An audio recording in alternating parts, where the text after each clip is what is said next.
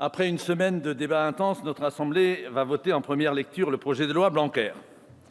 Monsieur le ministre, vous avez bien vite oublié vos déclarations de 2017. Je vous cite : « Le système ne veut plus d'une énième réforme où l'ensemble des acteurs, à commencer par les professeurs, sont fatigués des changements permanents de programme et des réformes successives venues d'en haut. » Que retient-on de ces débats ? À en juger les retentissements médiatiques, c'est la polémique sur les formulaires scolaires où les mentions père et mère sont remplacées par parent 1 et parent 2 qui a fait le buzz. Sur ce sujet, on a bien vu l'embarras du gouvernement qui a laissé faire l'aile gauche de la majorité à l'origine d'un amendement pour le moins discriminatoire. Au groupe Les Républicains, nous n'avons eu de cesse de défendre les valeurs de la famille pour rappeler que les parents sont les premiers éducateurs de leurs enfants. Une école de la confiance commence par là.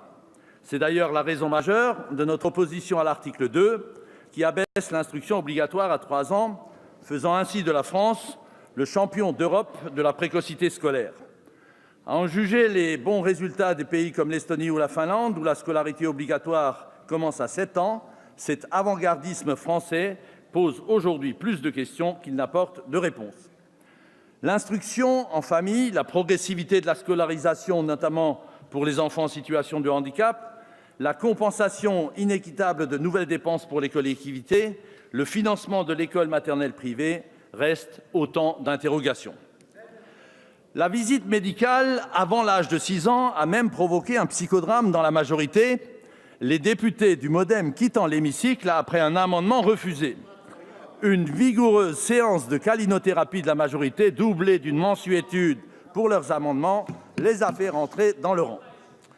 Lors du débat, le groupe LR a su être constructif, non seulement au sujet des drapeaux et de la Marseillaise dans les salles de classe, même s'il en a fallu une deuxième délibération, mais aussi au sujet de la sanction du harcèlement scolaire, de la création des EPLEI, de la concrétisation de l'école du socle ou du pré-recrutement d'assistants d'éducation. Les députés qui espéraient une meilleure prise en compte des langues régionales sont restés sur leur faim. Après de longs débats infructueux, une avancée pourrait arriver au terme du parcours parlementaire de cette loi. Acceptons-en l'augure. Il n'en demeure pas moins, Monsieur le ministre, ce qui inquiète au groupe Les Républicains, en plus de la scolarité obligatoire à 3 ans, c'est l'indépendance de l'évaluation du système scolaire.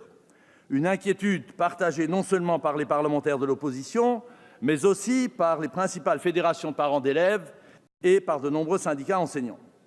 Afin de permettre au système scolaire de progresser, tous les pays de l'OCDE évaluent leur école avec des équipes universitaires et des agences totalement indépendantes du ministère. Et c'est là que, chez nous, le bât blesse. En effet, la nouvelle composition du Conseil d'évaluation de l'école ne laisse planer aucun doute. Ce CEE sera sous tutelle du ministre, avec 6 membres qu'il désigne et 4 représentants du ministère. Les 4 parlementaires qui y siégeront n'auront pas la partie facile. Comme l'a relevé la Cour des comptes, l'indépendance de l'évaluation est absolument nécessaire. Le CNESCO, dans ses travaux, aurait-il appuyé là où ça fait mal ?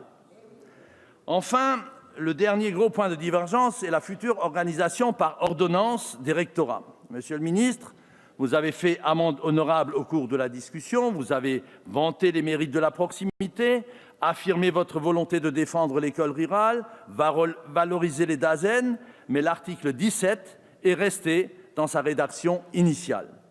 Les services rectoraux ne bougeront peut-être pas, mais les marges de manœuvre des 30 recteurs actuels dépendront d'un super recteur de grande région. Pourquoi ? Pour respecter une réforme des régions bricolée et une loi NOTRe dont personne ne voulait. Ce n'est pas très cohérent. Même le président de la République semble l'avoir compris lors du grand débat. Monsieur le ministre, nous avons œuvré activement pour l'école inclusive, qui est arrivée bien tardivement par amendement gouvernemental, car nous voulons le meilleur pour tous les élèves. Mais nous ne soutiendrons pas ce projet de loi où la prise en charge de la petite enfance, la formation des enseignants, l'évaluation du système scolaire n'obtiennent que des réponses inadaptées, incomplètes, voire contradictoires. Le groupe Les Républicains votera dans sa majorité contre. Merci.